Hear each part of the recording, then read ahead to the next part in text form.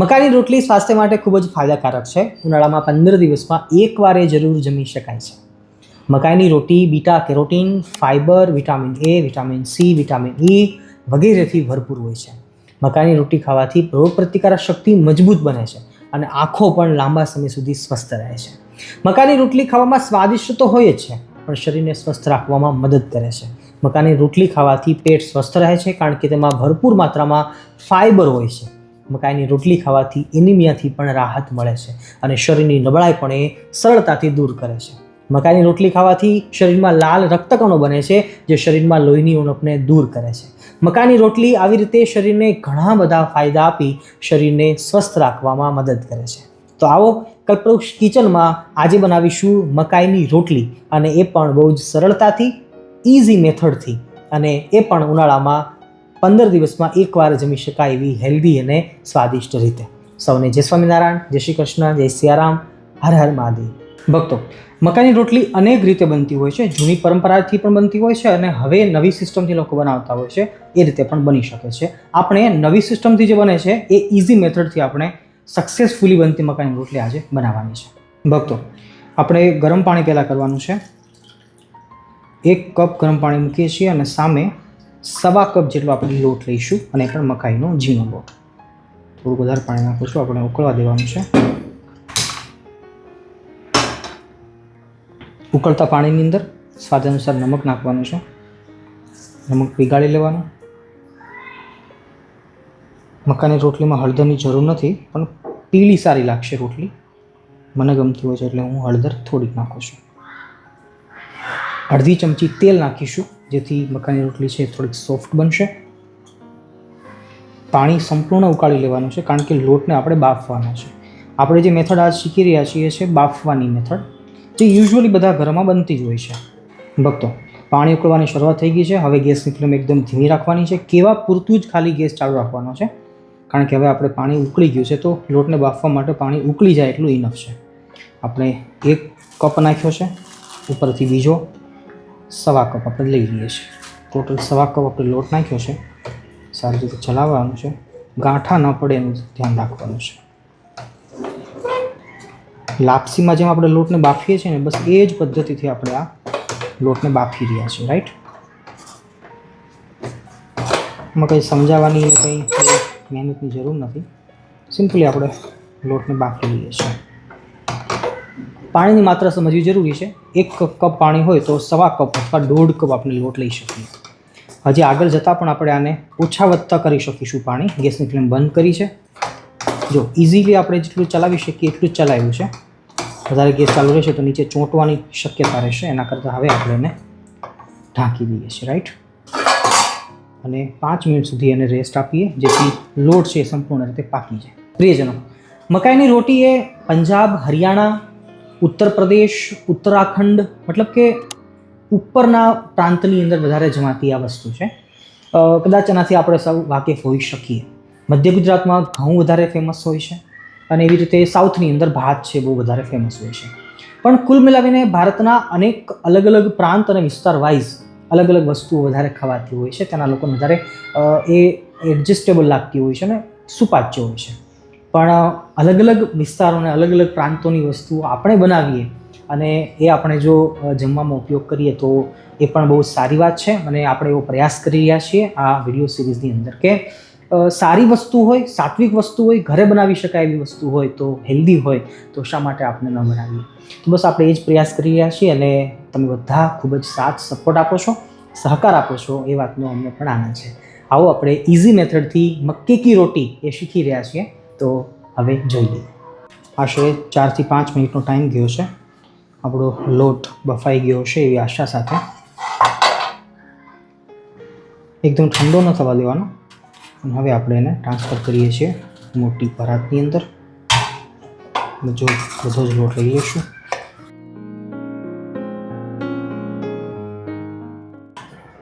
આ મકાઈનો લોટ હવે ઇઝીલી હાથ આપણે અડાડી શકતા નથી અત્યારે, મતલબ કે થોડુંક તેલ હાથમાં લઈ અને પછી પ્રયાસ કરીશું મસળવાનો. હા પ્રભુ, હે દ્વારકાધીશ. ઓ મહારાજ, થોડું ગરમ લાગશે પણ સહન કરવાનું, કારણ કે ગરમ ગરમમાં મસળાઈ જશે તો આટો છે એકદમ ભેગો થઈ જશે. ભક્તો, આ લોટ આટો બનાવતી વખતે મને એમ લાગે છે કે કોણ કહે છે કે રસોઈ બનાવવી એ ઇઝી હોય છે, હાલાકી બહુ જ કઠણ હોય છે. ખરેખર બહેનોને ધન્યવાદ દેવા જોઈએ કે અલગ અલગ રેસીપીઓ બનાવવી, દરરોજ પરિવારના લોકોને રાજી કરવા, સ્વાદિષ્ટ બનાવવી ચેલેન્જિંગ પાર્ટ છે આ લાઈફનો, પણ બહેનો ઇઝીલી હેન્ડલ કરી લે છે અને પુરુષોને અને પરિવારને જમાડે છે. બસ એ જ રીતે સિમ્પલ વાત છે ને કે ભાઈ ગાડીના બંને ટાયર છે એ મહત્ત્વના હોય છે, તો જ ગાડી ચાલી શકે, હે ને? જુઓ, લોટ ઠંડો થવાની પ્રોસેસ પણ ચાલુ છે અને જોડે જોડે આપણે એને મસળી રહ્યા છીએ, એટલે બહુ જ સરસ રીતે જો મસળાઈ રહ્યો છે. પરાતને છોડી દેવા માંડ્યો છે. ઇનફ માત્રામાં તેલ નાખ્યું તો એ આપણે અહીંયા ઉપયોગી થાય છે, રાઈટ? ચાલો, હવે માનો કે લોટ પડ્યો રહેશે પણ આપણે ઢાંકીને રાખવાનો છે. કદાચ માનો ઠંડો થાય અને એમ લાગે કે હવે લોટ ભરભર ભૂકો થવા માંડ્યો તો પછી આપણે થોડુંક પાણી નાખતા જઈએ અને ચિકાશ એની કરતા જઈએ. ચલો, કમ્પ્લીટ છે. હવે આપણે નોનસ્ટિક લોઢી દ્વારા રોટલી બનાવવાનો પ્રયાસ કરીશું.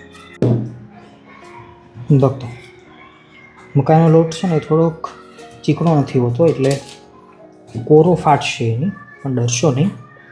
આપણે વાટકો મારીને પણ એનો આકાર કરી શકતા હોઈએ છીએ. ભાખરી બનાવતા હોઈએ તો જાડી ચાલે, રાઈટ? પણ આપણે રોટલી બનાવીએ છીએ તો પછી વણી જેટલી વણાય એટલી કોર ફાટવાની જ છે, એટલે ચિંતા કર્યા વગર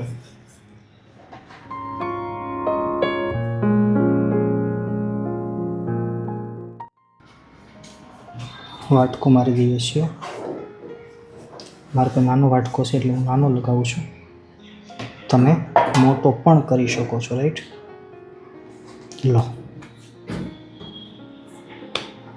ઉપરનો ભાગ હતો એ નીચે જવા દઈશું.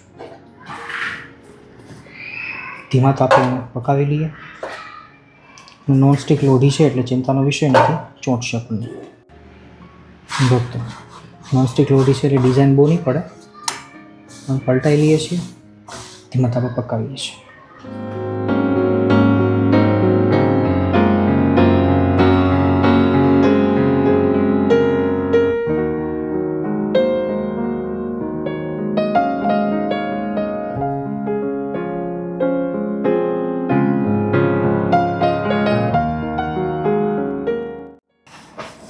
સેમ વે બધી જ રોટલીને વણી લેવાની છે. રુચિ અનુસાર જાડી પાતળી કરી શકીએ છીએ.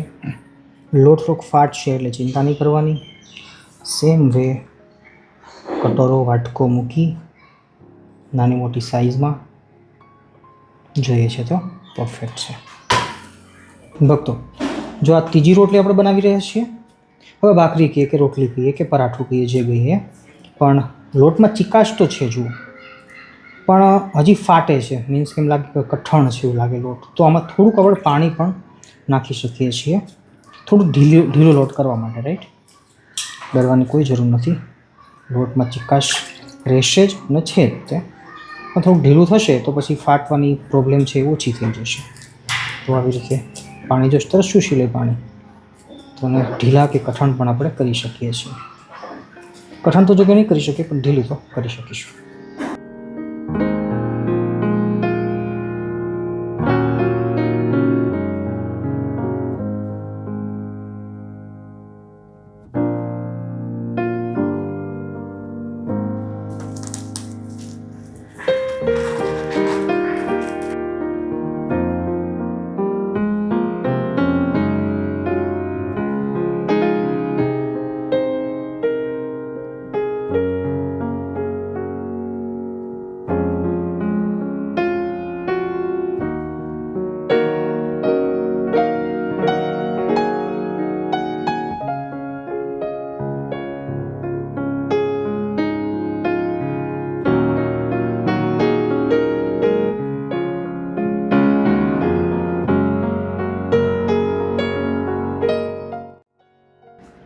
લો આ છેલ્લી રોટલી.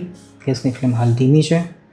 પહેલી બાજુ છે એ ઓછી પકાવવાની, બીજી બાજુ પકાવી અને એ વખતે ગેસની ફ્લેમ હાઈ કરી દેવાની. જુઓ કેટલી સરસ ફૂલી ગઈ છે.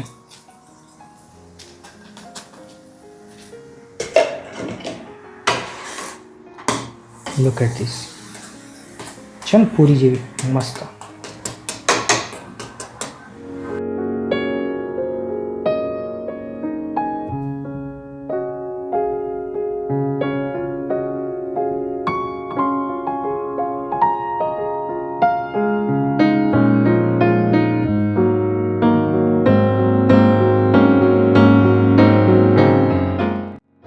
ભક્તો, મકાઈની રોટલીમાં ટિપ્સ અને ટ્રિક્સની વાત કરીએ તો લોટને આપણે ઢીલો કરીએ તો રોટલી કૂણી બનશે અને મોટી સાઇઝ પણ કરી શકશો, કોર ફાટશે નહીં.